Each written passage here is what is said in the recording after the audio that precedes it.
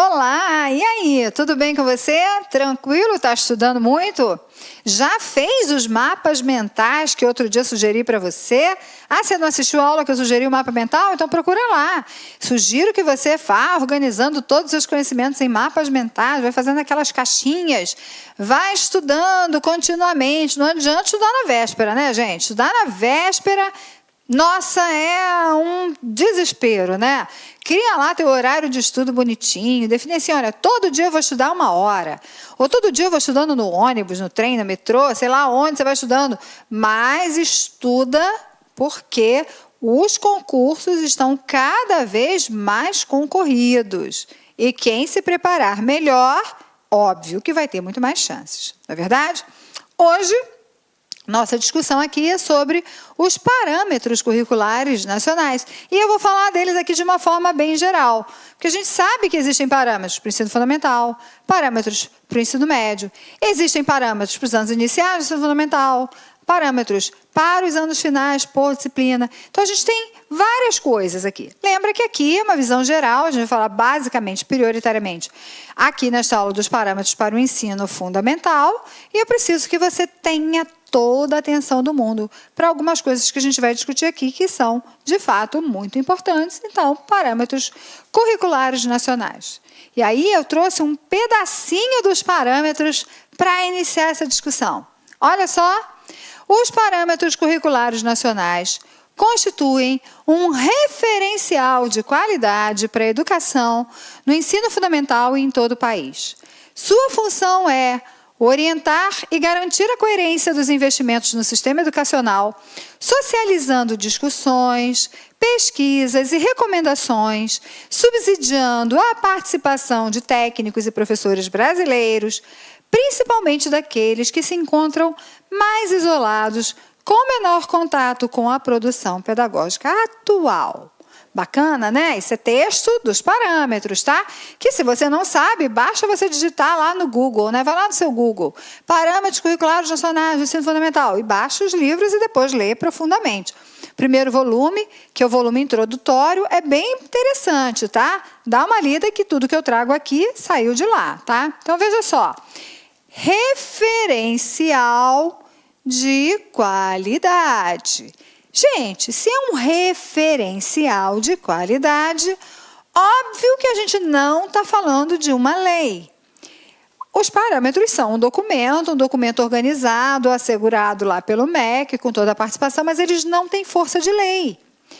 Se a gente está dizendo que são parâmetros, tá? Então, são balizadores de uma proposta curricular, mas de uma possibilidade de escolhas e de ampliação. Então, ele é referencial de qualidade. E a função dele é essa, ó, orientar e garantir coerência dos investimentos no sistema educacional. Então, a lei é uma, então a gente tem que pensar em garantir investimentos, coerência em função daquela lei. Mas como é que a gente pode fazer isso? Os referenciais, que são os parâmetros, vão aproximar essa discussão do como eu posso fazer, mas não do que eu tenho que obrigatoriamente fazer, porque, de novo, a gente não está falando de lei. E uma grande preocupação dos parâmetros é justamente com aquelas pessoas ou com aquelas redes de ensino que se encontram mais isolados da produção pedagógica atual. Pensa que o Brasil, deste tamanho, né, com lugares ainda muito empobrecidos, com baixo desenvolvimento, com índices de desenvolvimento humano ainda muito baixos, né, às vezes pode não ter acesso aos conhecimentos pedagógicos atuais, e os parâmetros foram uma forma de tentar lidar com isso. Quando os parâmetros foram constituídos em 1998, eles foram distribuídos para todas as unidades escolares. E foram vários, muitos professores receberam o seu próprio exemplar dos parâmetros. Uma forma de falar assim, olha, você não tem essa discussão, mas lê aqui, olha o que você pode fazer. Tá? Então, teve esse interesse muito grande nessa questão dessa socialização, de ser uma referência, mas de ser uma referência socializada, para quem não tinha ainda acesso a essas situações. Na realidade, os parâmetros são um documento muito consultado ainda hoje, Tá? Muito utilizados, porque é um documento conhecido, é um documento que traz algumas propostas de fato interessantes, que a gente vai começar a conhecer agora. Vamos lá. Olha o que é interessante, a gente vai discutir ao longo das aulas mais profundamente, mas se você não sabe, os parâmetros curriculares dos anos iniciais e dos anos finais do ensino fundamental são organizados em ciclos. Os tais ciclos de formação, pois é, lembra que quando os parâmetros foram constituídos, a gente estava muito na onda do ciclo, né, era o auge do ciclo. E, portanto, a organização deles é em ciclo e não em séries, tá? Ele traz uma novidade, que a gente pode chamar de novidade, que é uma metodologia de transversalidade. Essa metodologia de transversalidade trabalha com a ideia dos temas transversais. Está aqui, ó, transversalidade. Tá?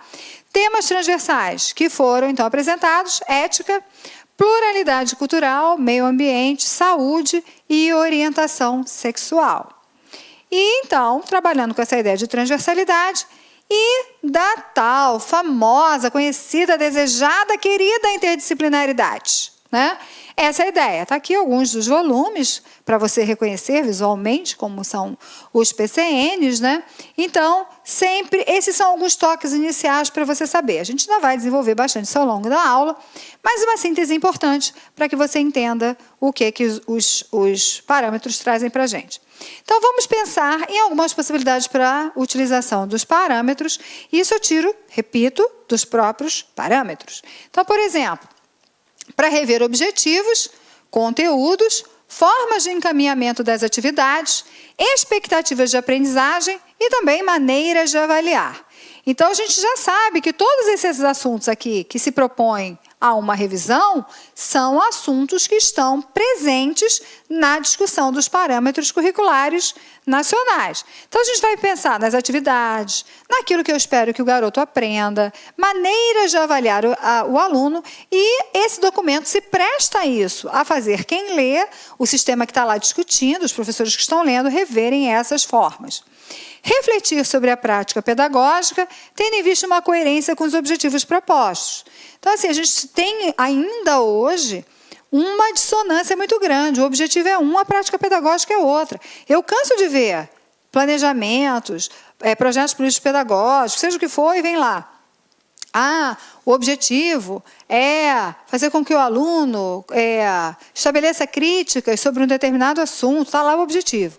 Aí, quando você vai ver a prática pedagógica do professor o aluno copia do quadro, o aluno repete, o aluno não é chamado a pensar sobre, o aluno não é chamado a refletir sobre ou a estabelecer uma crítica. Então, existe uma dissonância grande entre aquele objetivo e a prática.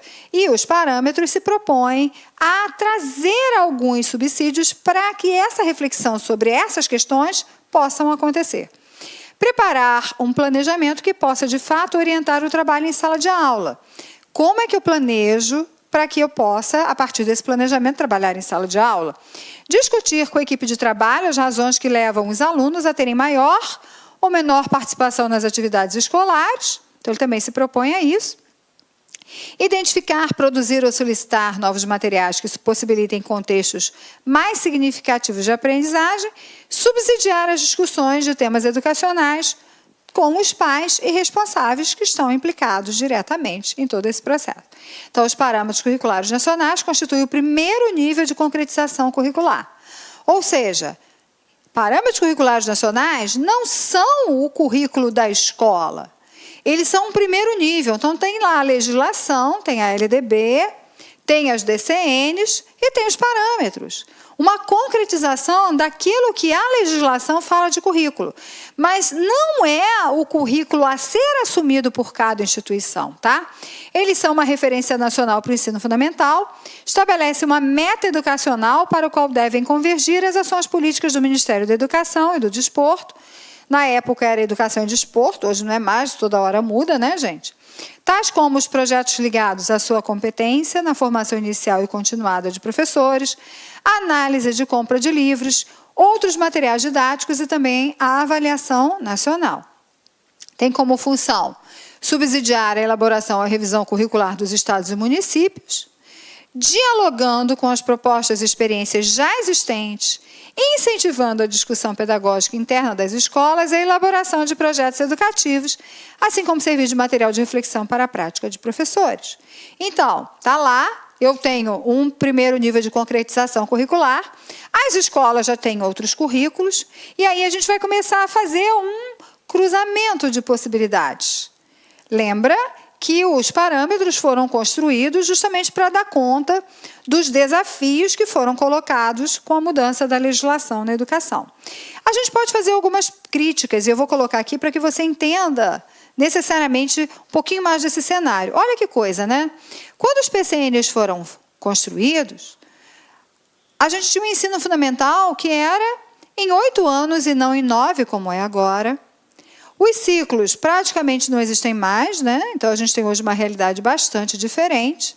A gente tem novas diretrizes curriculares para o ensino fundamental de 9 anos que não existiam à época. Então a gente tem que fazer uma leitura do documento contextualizando o tempo histórico no qual ele foi criado e entendendo que existem algumas situações hoje que não são contempladas por este documento, tendo em vista que ele é um documento bastante anterior. Mas nem por isso ele perde a sua qualidade.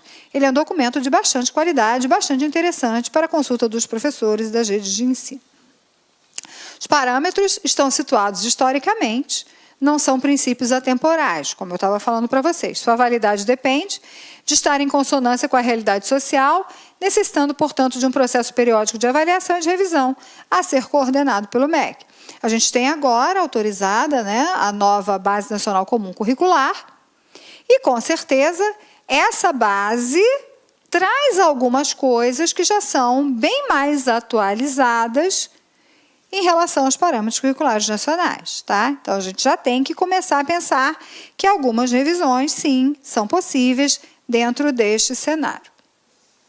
A escola e a Constituição da Cidadania. Bom, primeiro, deixa eu te lembrar que se tem algo que é uma busca que resume basicamente aquilo que o ensino fundamental quer, é a cidadania. Então, essa é uma palavra-chave. Para a gente pensar em ensino fundamental, essa palavra-chave é cidadania. Então, vamos lá.